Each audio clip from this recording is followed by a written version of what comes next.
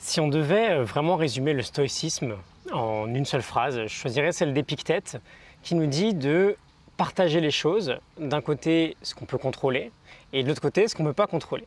Et de se soucier de porter notre attention uniquement sur ce que l'on peut contrôler, à savoir nos actes, nos émotions, nos réactions, nos désirs, nos jugements, etc. Et qu'est-ce qu'on fait du reste? On l'accepte. On n'y peut rien, donc on l'accepte. Je peux assez facilement comprendre que ça peut paraître un peu déroutant quand on découvre un peu cette philosophie. Et donc j'ai choisi aujourd'hui de te partager 3 clés pour mieux accepter les choses que tu ne peux pas justement contrôler. Et si jamais tu as tendance à te mettre assez facilement en colère contre tout et n'importe quoi, si tu sens que tu es un peu impulsif, ça va probablement pouvoir t'aider. Et d'ailleurs, si tu n'es pas du tout colérique, reste quand même, tu y trouveras sûrement ton compte aussi. La première clé pour accepter et lâcher prise, c'est bien sûr la prise de conscience. Prends conscience que on ne peut pas toujours tout contrôler. Et forcément, certaines choses vont nous échapper. Et parfois, on a beau être dans la réaction. Je te renvoie d'ailleurs à un épisode sur la sagesse de Viktor Frankl.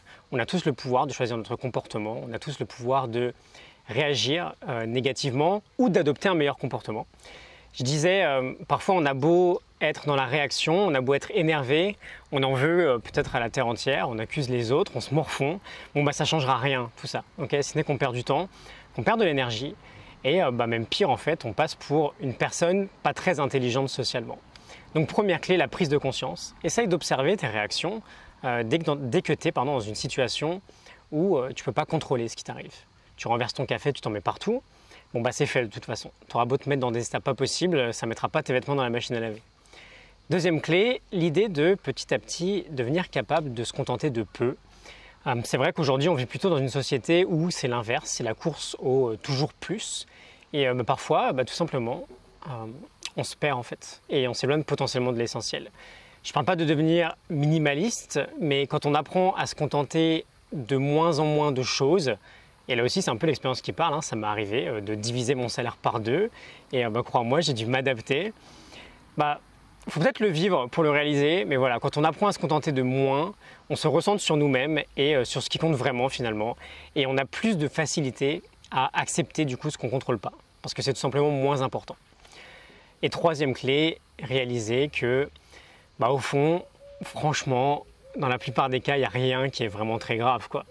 Et quand tu prends conscience que tu es face à une situation où tu dois accepter parce que l'événement est extérieur, il est en dehors de ta zone de contrôle, réalise que c'est pas si grave, qu'on se fait souvent des montagnes de tout ce qui nous arrive, mais que finalement ça peut faire du bien aussi de redescendre un petit peu. Voilà, donc c'était 3 clés. La première, prendre conscience de ce qu'on peut ou pas contrôler. La deuxième, de devenir capable de se contenter de peu. Et la troisième, de réaliser que rien n'est vraiment très grave. Ces 3 clés tirées du livre « Devenir remarquable à l'ère numérique » de Valentin Decker. Je te mets la morning note du livre en description. Et je te retrouve demain pour un nouvel épisode. Je te dis à demain. Salut.